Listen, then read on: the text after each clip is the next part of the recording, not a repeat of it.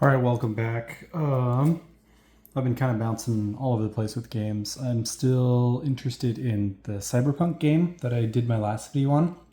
And it was going to be really sweet because I won this Goodwill auction and I got tons of booster packs. But when they arrived, it was very clear that they had been exposed to like a flood or something. Like all the packs were water damaged just about. And as I was opening a few of them, I was like, wow, these are damaged. But there were about half of them that were like salvageable. They still had some humidity warping and they kind of smelled musty. So I was able to get a refund on half of the packs. Like it was like half of them were destroyed. So Goodwill refunded me for half. And then the other half I've been kind of figuring out what to do with. They're fine. They're not like damaged. They just have that, they just smell musty, which kind of bothers me. So we'll have to figure out a solution there. So in the meantime, I've also been able to find a deal, work out a deal with the guy for some sealed Cyberpunk product, and we're in the midst of that. So I do have more Cyberpunk coming, and that is going to be something I want to do a gameplay video on, just because I haven't been able to find a gameplay video on it. So anyway, sorry, that's a lot about Cyberpunk, but today is about Backrooms. So this is another little solo solitaire TCG, Backrooms. Not another, it's the only one that I know of, and that's kind of their marketing thing, is they're like, hey, we're the only solo TCG out there. So that's kind of it's a cool idea. Like, you know, you're like, oh, I want to get these good cards that ultimately are just going to hurt myself because you build decks to play against. So that's kind of fun. I found it by trolling the Dead Decks YouTube channel. They're awesome and they play all sorts of weird games and stuff. But I was looking for Cyberpunk content because they've done some of that, and I found them opening a box of this stuff, and I was like, well, I have to try this because it seems awesome. And I've had nothing but good experiences with buying from them and kind of just venturing into this. Their Discord community is awesome. So I'm just going to run through. I'll kind of talk about the rules as I go, but I'm just going to kind of go. My lighting is not great right now because it's like daytime, but if I turn on the lights, it like creates a glare. So I'm just going to kind of play in the dim light here a little bit and see how it goes. If it really starts bugging me though, I'm going to turn on the lights, and that will affect your ability to like actually see the cards because it'll create a glare. Because I do not have a professional studio. Okay, that's enough talking. I'm just going to start playing. So we have this thing. This is my deck. It's 52 cards, less now. And that's called the pull pile. That's where you're pulling cards from. Then I have my deck in hand. That's 4 cards. That's basically like your health. I don't get to look at these cards. They're just face down. And I just want to make sure this pile doesn't run out. It'll get bigger and smaller, and I'll kind of juggle between the pull pile and my deck in hand. And then I've got entities, and I've got items, and the movement is really weird to learn in this game. That's the thing that took me the longest to learn, and it was kind of actually a frustration point. But once you know how it works, it is nice. Like, you really feel like you're in a maze. So this is my little token. I'm using an old Android Netrunner token as my thing. And if I find it's called a Painite gem. It's like this, basically a key to get out of the back rooms through these golden stairs. But the deck I've built doesn't use a Painite gem. I'm looking for a place called Greener Pastures. It's a portal that lets me get out, but I won't be able to escape it unless I have, I think it's like 10, it costs me 10 sanity points. Sanity is another kind of resource that I'll be juggling. And then I just realized that I need to track my sanity somehow, and I normally use my phone, but my phone is being my camera right now. So we're gonna have to come up with a computer solution here. Simple number counter. Let's see if this works. So stand by. Sorry, this video is turning 1, 2. Okay, perfect. So you can't see it, but I'll just narrate what my sanity is at, or maybe if I get really ambitious, I'll edit it after I make the video. So normally you start at 20 sanity. That's kind of like how it goes. But for this deck, I find I like it works better, and better being like makes it more of a challenge. I'm going to start myself at 10 sanity with a cap of 15. So I'm starting at 10 sanity right now, and I'll just adjust as I go. Okay, so I start in the first room which is right here. I started in this corner place. So the first thing I do is an action round, and I can engage stuff or pick up items. Another confusing point for me learning this game is in a lot of games you have to be like, oh, I need to be in the room to pick up the item. For example, there's these snooze shrooms here that I can pick up right now, but you don't have to be. You kind of have to. Movement in this game and your position is kind of an abstracted concept. So like I'm currently at this position. You'll see it gets kind of wonky, but for this action round, I'm going to pick up these snooze shrooms. They're going to go into my inventory because I can do that. I can also choose to engage an entity. Right now, there's paper snakes and there's a death moth. The paper snakes are going to be bad for me, but this death moth will actually be good for me. Now, if I was smart, I probably would have, I don't know, engaged the death moth first. Paper snakes is nice to engage first because it steals an item from you, from your inventory. So it's nice to engage them before you have any items because then you can subsequently pick up an item. Anyway, we're just going to start going for it. So you have to move every round. If you cannot move, you lose. So you have to stay always moving. So what I'm going to do is I'm going to choose to move to this hallway here. Now, here's where moving gets tricky. You can move wherever you want. You just can't move like in this current column that you're in. And you can't move if you can't slide the card across. So I couldn't move to the destroyed hall because your movement always slides it across. Whenever you move, it has to slide across if it can. But entities can't be covered up. So I can't choose to move there. I also can't choose to move on top of an entity. I could choose to engage the entity first, which goes to the center, and then move to here, and then it would do its slide across thing. But I don't want to mess with them or that destroyed hallway yet. So I'm just going to come to this hallway.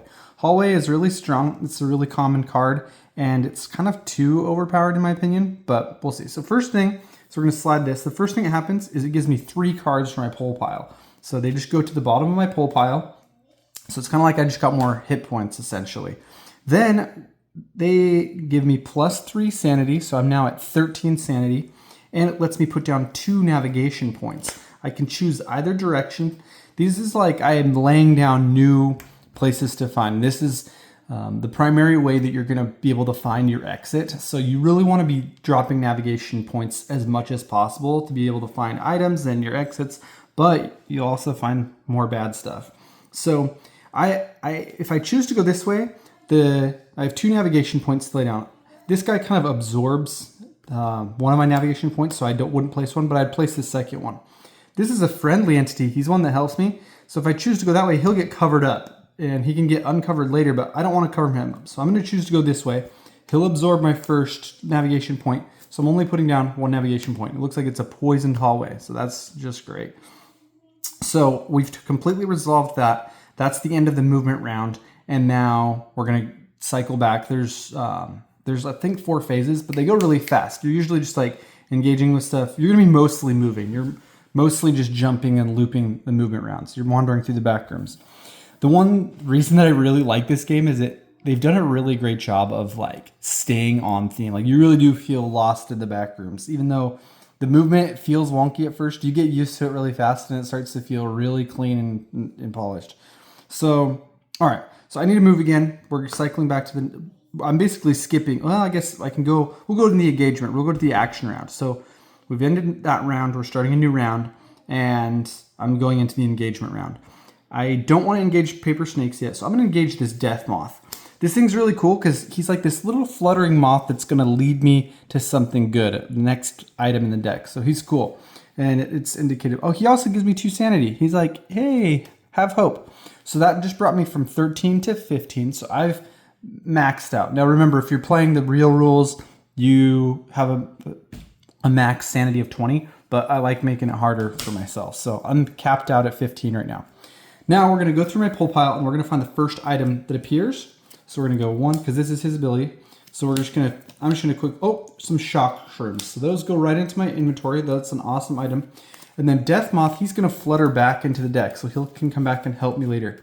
Death Moth is also a really powerful card because it'll just dig out a good useful item for you. And then it goes back into the deck so you can do it again and again.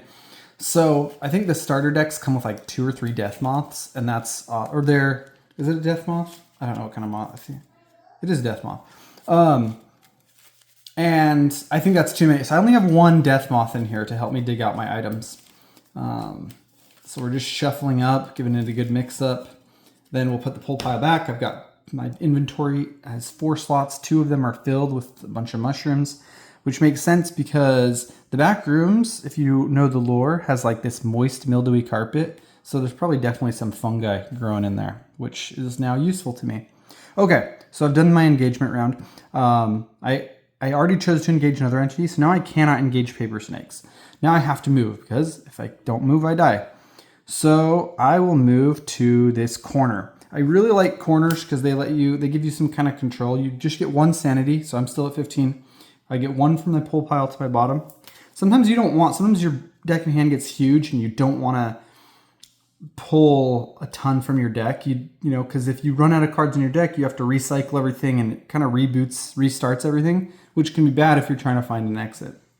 So I grabbed my pull pile, I got my sanity, I'm already full, and I have to put down 1 navigation point. So we're going to put 1. You have to choose your direction before you see the card. So I'm going to choose this way. So we're going to lay it there. It's a dead end. Okay. So that part's done, and I am ready to cycle back to the next action round. Paper snakes aren't a big deal yet. I could kill them right now with my shock shrooms, but they would eat both my items. So we're going to leave them alone for now.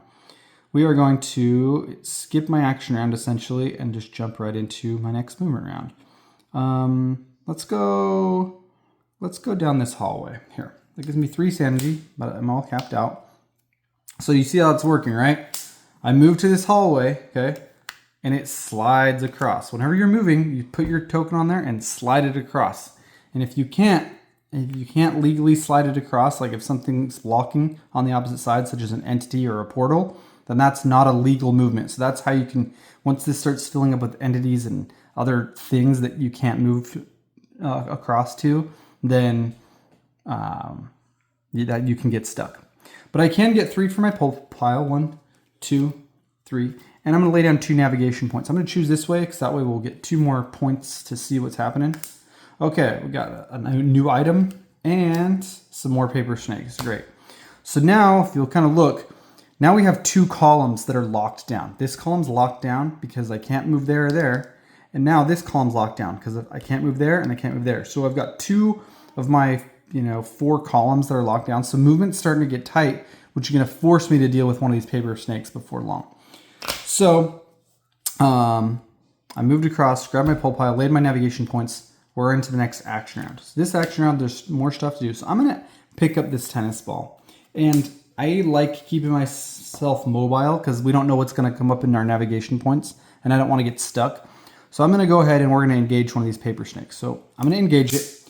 And the first thing that happens is they call this a card count score.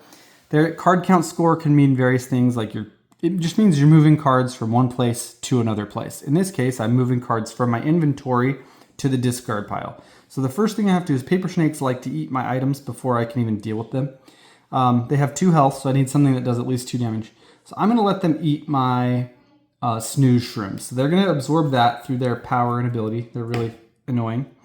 Now I'm engaged with them. And if I don't kill them in this round, as soon as the next round starts, their card count score ability activates again. They also hit me for 3 sanity. So 1, 2, 3. I'm down to 12 sanity. And yeah, they don't hit me for sanity every time. They just hit me for their card count score. So I don't want that to keep happening. So I'm going to go ahead and spend my shock shrooms, which does 3 damage, to kill the paper snakes. So these guys are dead. They go to the discard pile along with those shock shrooms. And that action round is over. I have to move. So we're going to go ahead and bounce over to this corner.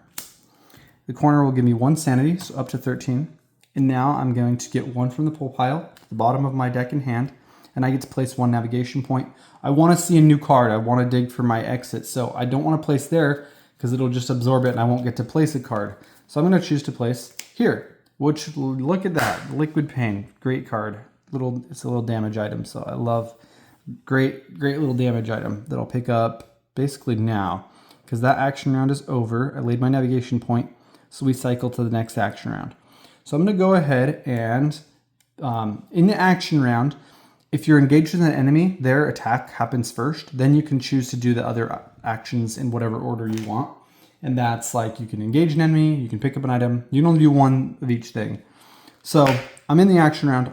I'm not engaged with an enemy. So I'm going to pick up this item and put it in my inventory. And now we'll move to the next movement round. You kind of have an idea there. So I'm just going to kind of play silently for a minute, kind of let you watch what I'm doing. And then I'll kind of jump into narration when it seems appropriate. So jump over here to this hallway, slide across, 3 sanity, back up to 15. 3, 1, 2, 3. 2 navigation points. We're gonna go this way. 1, 2. Always. You'll find that you're wandering through the back rooms. Like there's times in this game where you almost get sick of drawing these yellow room cards, and you're just like, I just want to get out of here. And then you're like, oh my gosh, this is like so on theme. And then interesting stuff happens. It's pretty balanced in that way. Right as it starts to feel like, is this boring? You're like, oh no, stuff's happening. Okay. Then I laid my navigation points, got my sanity, and next action round. I'm not going to engage with anything, so we're just going to choose movement. I'm going to come to this corner. And get 1 sanity, but still at 15. Pull pile. We're going to navigate that way. Another tennis ball. Back to the next action round.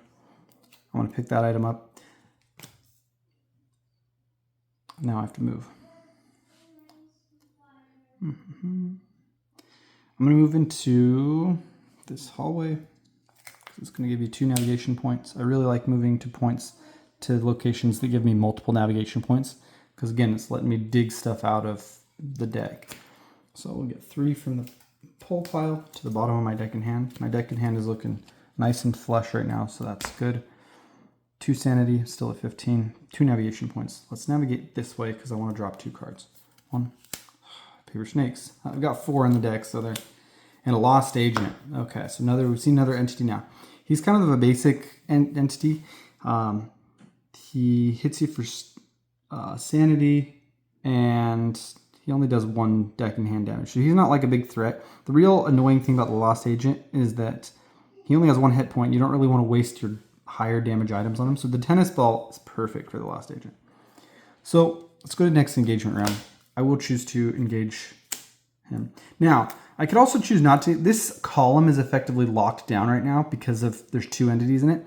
So I could actually choose to ignore lost agent, because engaging him isn't going to actually open up any more movement for me. But I still just like to get rid of him because I have the items to do so. And I have a movement option. If I didn't have a movement option, I would probably have to engage with paper snakes so I could go down the destroyed hallway. But we're going to just engage with him. He'll do his sanity damage to me, bringing me down to 12. And deck and hand damage. So I'll take the top card of my deck and hand to the bottom of my pull pile. Somebody explained online to me, it works kind of like an infinity loop. Like when you lose deck and hands, they go from the top of your deck and hand to the bottom of your pull pile. And when you're gaining cards, they go from the top of your pull pile to the bottom of your deck and hand. So that the cards are always moving in this kind of infinity loop, which is really important to do so that you actually cycle through your deck. Okay, I'm engaged with him. That's my 1 engagement for the turn. I can now use 1 item per turn. I will use the tennis ball, which does 1 damage and kills him. If it's not enough, you can only use 1 item per turn, so if it's not enough to kill them, you just put the item on them. Sometimes you have to spend several rounds chucking stuff at the bad guys to make them go away. But we zapped him with the electric tennis ball. Now I have movement. So I really only have 1 choice here. I have to go to this corridor. Or this corner. So that's going to give me a sanity. It's going to give me pull pile. And I drop 1 navigation point. Drop that there. It's another corner. Perfect. I love corner. Corner's probably my favorite room. Hallway's good. It's just sometimes too good, and it runs your deck out, which is a problem. So we're into the next action round. I'm going to go ahead in this action round. I think I'm going to engage one of these paper snakes because I'm scared that I'm going to block myself out. So we're going to go ahead and engage this one. And it's immediately going to do 2 sanity damage to me, 3 sanity damage to me. So I'm down to 10.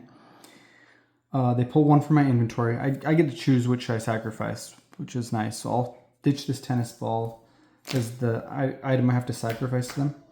Then I will use my item for the turn, for the action round. Liquid Pain will burn them, and it's on theme because he's holding the little jar. I don't know if you can see that. So, oh, I dropped one on the floor. Alright, so that enemy is dealt with. Now I can move. Let's go this hallway. 3 sanity.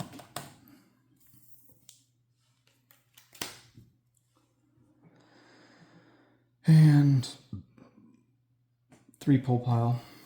1, 2, 3. And 2 navigation points. Let's cover up this destroyed hallway because it's a destroyed hallway. It's scary. All right, so we're on to the next action round. So this is the time too. I could choose to engage the paper snakes. They would hit my sanity, and then but I don't have any items, so like doing so, if you're ever in a pinch and you need movement, you can engage an enemy to free up movement. But I don't. I've got lots of choices right now, so we're gonna keep going. Let's jump over to this corner. Grab a sanity. I'm up to 14 sanity now. Pull pile. And we're going to drop a navigation point. Let's cover up this dead end. It's another hallway, of course. Next action round, doing nothing. Next movement round, let's jump to this hallway. 3 sanity, so I'm back up to 15, capped on sanity. 3 from the pull pile, 1, 2, 3, going to my deck in hand. And now I need to drop 2 navigation points. I'm going to drop them this way because I like putting more cards down. Another destroyed hallway, another corner. Just for ratios, there are always 30 room cards in your 52 card deck. So you're going to see lots of rooms. That's the theme of the game. You're wandering through the back rooms. So wandering through the rooms is going to be what you do a lot in this game. So I got new navigation points. Next round, we're going to jump over to look for... I'm not going to engage with anything. So we'll just jump right to movement. Now, before I take my movement, one kind of personal rule I have for myself is as these cards get covered up, I don't allow myself to look at what's down, what's underneath. It is kind of like a memory game because sometimes you'll want to remember what's underneath a certain card, and I don't allow myself to peek. It's like, well, you have to remember your way back through the maze, and I think it's funner that way. I mean, you can play it however you want, but I think it's more fun that way because then you're like, you feel more lost. You're like, oh crap, where did I leave those mushrooms, or where was that bad guy hiding? So, bad guys can get covered up if you use certain items and stuff, so that's what I mean by that. But then when they resurface, they're back causing a problem for you. All right, I need to move. So let's jump. I really always like corners. I can't go to this corner because I'm across from it. I'm already in this column, so I have to choose a different column. I can't choose this one, so I have to choose one of these 2 other columns, this one or this one. So let's go down a hallway. We'll take a hallway. So let's just slide across. 3 sanity, I'm capped out. 3 from the pull pile. 1, 2, 3. Navigation, we'll drop this way. There's 1, 2. Okay, the Void. So this is a special card. It's a portal, and it's a permanent fixture on the board. So this is stuck now here. And I just realized, too, that if you needed something that's under the Void, that sucks because it's going to stay put. So the Void has manifested. This is a permanent fixture on the field of play. That's the play area. Choose one item from your inventory or the field of play to be sucked into the Void and placed in the discard pile. Nothing can cover or eliminate this card. So that sucks because this tennis ball that might have been handy is immediately sucked into the Void and discarded. So now what that means, the Void is problematic for a couple reasons. It can remove items and it just kind of sits there. But the real problem of the Void is now this column is permanently locked for the rest of the game. So now I only have 3 columns to work with for the rest of the game. The game does not call them columns. I'm just using that, but it's like I feel like it's a good descriptor point for. So you essentially have the 4 column or 1, 2. Yeah, you have 4 columns to work with in the game. Okay, so I have to move because I just did my navigation points. No, we cycle back to the engagement round, action round. I'm doing nothing. I'm going to jump to the movement round. So I've got 2 columns locked right now. Let's use this corner. My pull pile is getting thin, and I really don't want this to run out because if it does, the field play gets swept, and I have to basically restart. And I don't want to restart. I'm looking for my escape, and if I have to restart, it just sucks. So I want to find my way out. I want to take less cards from the pull pile. We're going to go to this corner because this way, so it gives me a sanity. I'm already maxed on sanity. And it's going to give me a card from the pull pile. And I have to place a navigation point. I'll place it in the hallway. Ooh, a hound. That is scary. And I don't have any items to deal with him. He doesn't do a ton of damage, but he's beefy. He's got 4 health. So we're going to leave. But now I've got another column locked down, and I might have just died. Nope, I have options. So this is where, I just laid down my navigation point. Now, here's where I have to play smart. If I go get to my movement round right now, I will die because I can't move back. I'm already here and I have to move. I can't move here because it's the void. I can't move there, it's an entity. I can't move here because it would cover up an unfriendly entity. I can't move to hallway because it would cover up the void. And I can't move to corner because it would cover up the hound. Or they would cover up the paper snakes. So my choice is now, I am forced now to engage one of my enemies. This is another reason I like this game, is that it really is like watching an episode of the Backrooms. It's like you're running away, running through these halls, and there's something chasing you, and you're just trying to get away from it. But eventually, you're going to hit a dead end or a problem. You're going to have to turn and face that, and that's the moment that's happening right now. So I'm actually going to choose to engage the hound, and here's why. My pull pile is getting thin, and sometimes it's nice to engage an enemy that's going to damage you because it's going to refill the pull pile from my deck in hand, which is big. And it's only 1 damage per turn. But it's a gamble because if I don't find items to deal with it or find my exit before he runs my deck in hand out, then that can be a problem. But I have hallways which can more rapidly refill my deck in hand. So that's what we're going to do. We're going to engage the hound. This is a really scary entity. So it's going to first, I always do sanity first. I don't know why, but he's going to hit me for 5 sanity. So he's going to drop me back down to 10 sanity. If I ever reach 0 sanity, I die. Then he's going to immediately damage my deck in hand. So I take 1 from the top of my deck in hand, and that's going to go to the bottom of my pull pile. And that's when you really hope that the next card you were going to draw or lay out was not your greener pastures. Because if that was my exit, I've effectively just buried it. So that's another bad thing of, getting damaged, is you might be losing your exit. Okay, so I'm engaged with the hound. He's following me. He's chasing me. This is real bad, but I can move. I have a path now. So we are going to take this hallway. Ooh, yeah, I might take the poisoned hallway. Now they're both, and I'm at 10 sanity. So yeah, we're going to take this hallway, which is going to give me 3 sanity, up to 13. And 3 from the pull pile. 1, 2, 3. And I'm laying 2 navigation points. I'm going to go ahead and lay them clockwise. 1 and 2. Not what we want to see. We really want to start finding that greener. We want to find my exit now. Now, in a normal game of Backrooms, this is kind of a weird deck, but in a normal game, you have to find a Painite gem. And you can only find them by eliminating an enemy, certain enemies. Like he's eligible to give me one, but you only have a 50-50 chance of him actually dropping one. So you have to secure a gem, and then you have to find your exit, and you can't get through the exit portal without the gem kind of powers it up or something. So it's tricky. You got to be able to it's cool. So we're in the next action round. Now, next action round starts. First thing that happens, his deck, he hits me with his card count score. So he hits my deck in hand for 1 card to the bottom of the pull pile. Now I can take my actions as normal. But the other important thing is I can only be engaged with 1 entity at a time. And I'm already engaged with him. I don't have a way to kill him right now.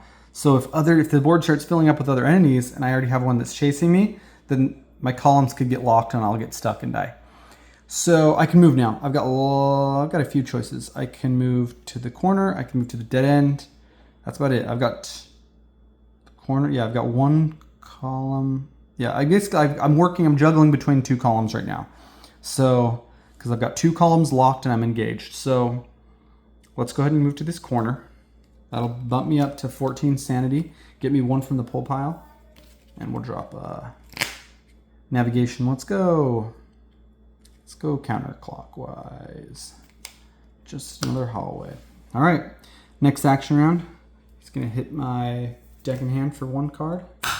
Hound is chasing me. I'm really scared.